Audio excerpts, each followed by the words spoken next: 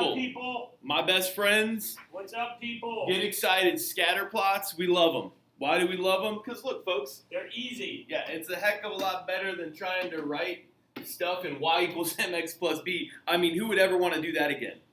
It's coming up. Just wait until 4-3. It's coming up. A little bit of humor. That's math humor for you people, okay? Anyway, okay.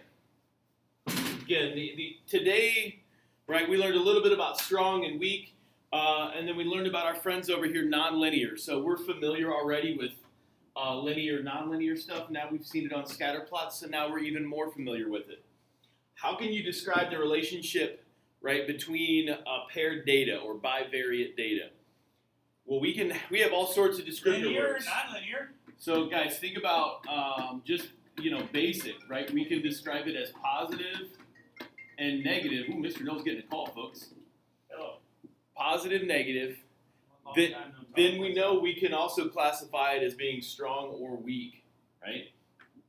So these can also be strong When you mention what? or weak, Oh. right? And then as well, right now we can get into the linear or potentially, guys, nonlinear. Okay, so those are all of my descriptive words. Look at them all. There's a whole bunch of them up there. So when we say describe a scatter plot, we want you to use as many of these as you can. Now, here's the kicker. If you are nonlinear, you don't get to be anything else.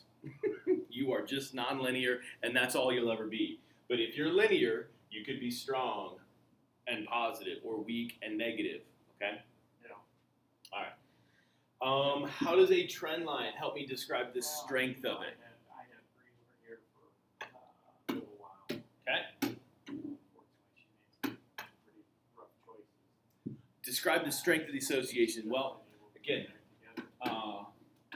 guys, it's all about where the dots are. The closer the dots are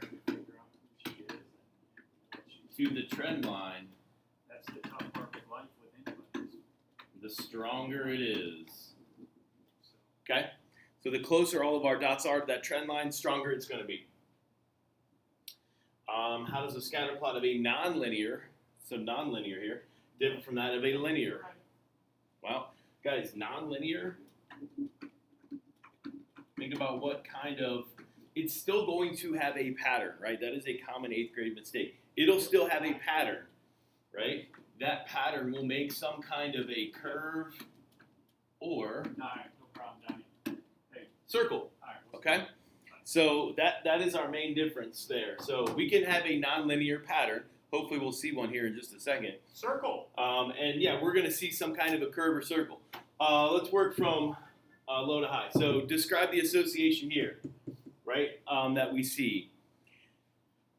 We've got some dots here. They kind of go down. They kind of come back up. We could make a pretty good argument for a couple ones. I think the book would be most happy if we said this one was nonlinear. Nonlinear. I could also, guys, make a case that, hey, you know what, it kind of looks like all my dots are going down there, so this could be, linear and negative. Okay, we could see that too, but I think they want us to choose nonlinear here. Let's make all this go away. All right. Describe our association here. So, let's see, looks like all my dots are going upward, right? So as the X values are increasing, the Y values are increasing. So yeah, like if you wanted to try to draw a trend line, again, trend line's going in the direction that all of the dots are going, or the pattern.